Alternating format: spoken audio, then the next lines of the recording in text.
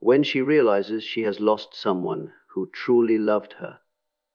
The first thing that collapses is not the relationship. It is her sense of control. For a long time, she unconsciously believed that your presence was guaranteed, that your loyalty was a permanent resource she could access without consequence. In her inner world, love was not a shared experience. It was a position of power, and power, once assumed, is rarely questioned until it disappears. This realization does not arrive as sadness at first. It arrives as shock, a kind of psychological rupture. The mind scrambles to explain how something so secure could vanish.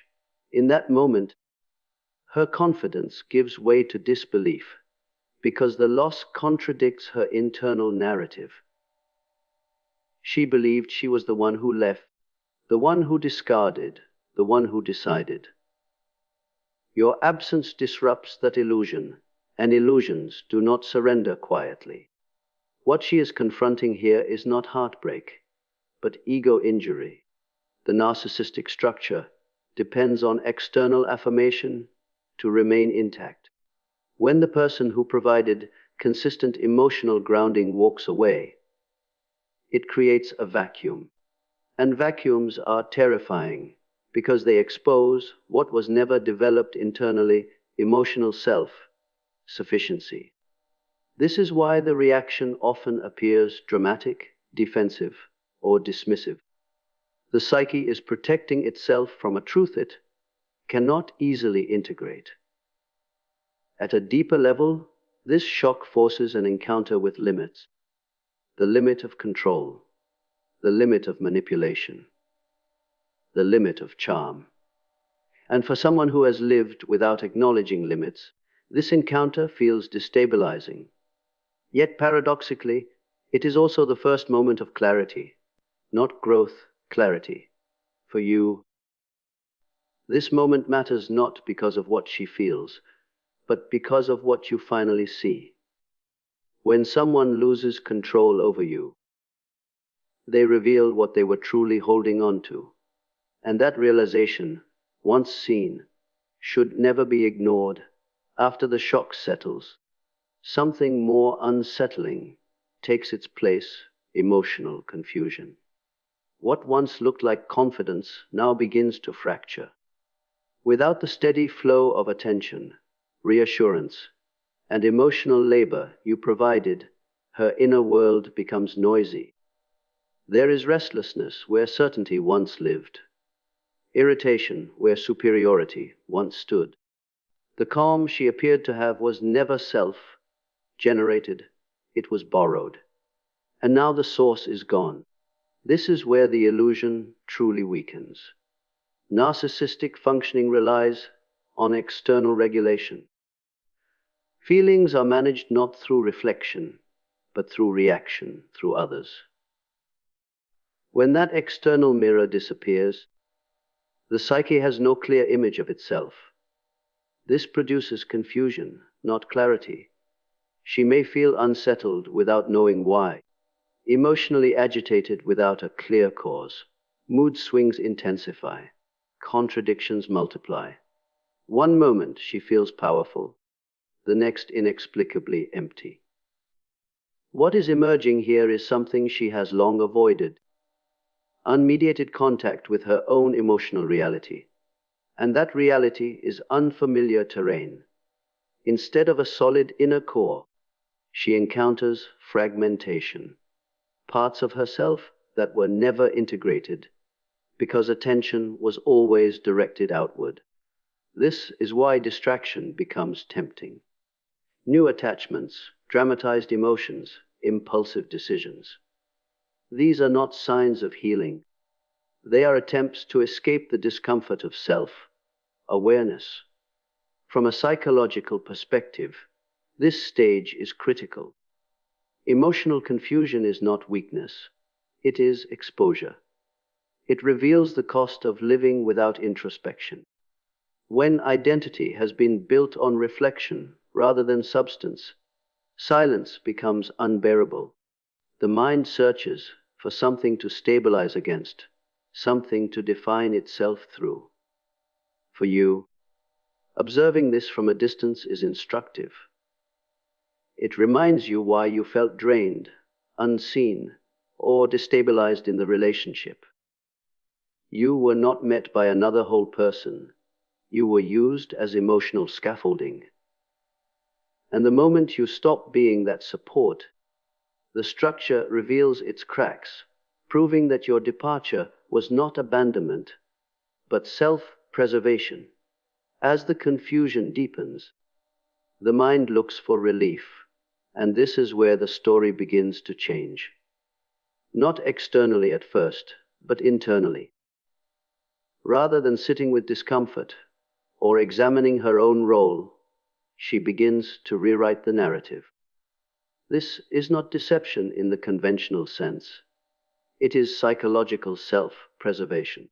The ego cannot survive sustained self-contradiction, so it edits reality until it feels bearable again. In this revised version, you are no longer patient, no longer loving, no longer understanding. You become insensitive, controlling, distant, or flawed in ways that justify the loss. This reframing allows her to escape responsibility without consciously acknowledging that she is doing so. Guilt is softened. Shame is displaced, and the internal image of superiority is restored, at least temporarily.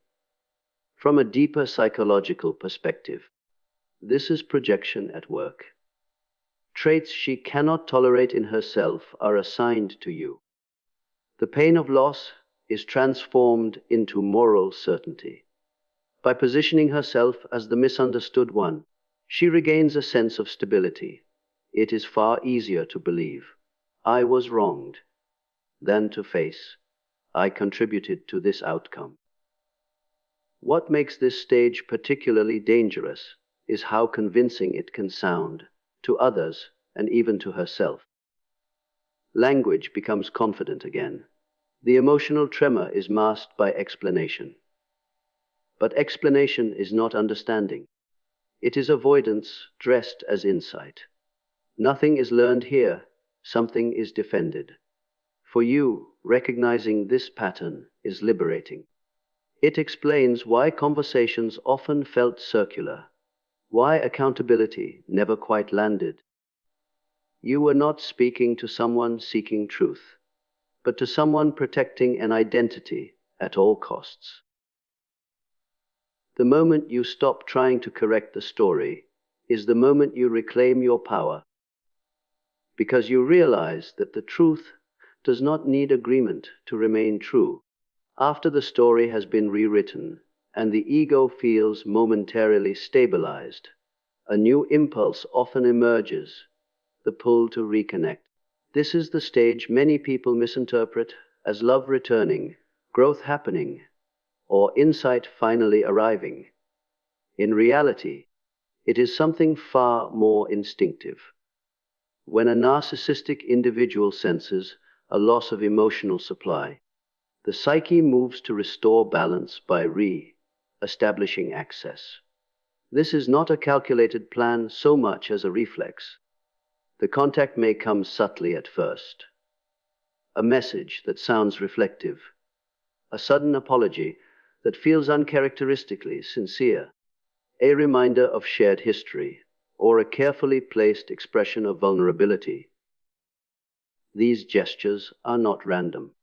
They are designed to test whether the emotional door is still unlocked. If it opens, even slightly, the sense of control begins to return. Psychologically, this behavior is driven by intolerance for emotional scarcity. Without external validation, the internal world feels unstable. Reconnection promises relief, not intimacy, but regulation. The goal is not mutual understanding. It is reassurance that influence still exists.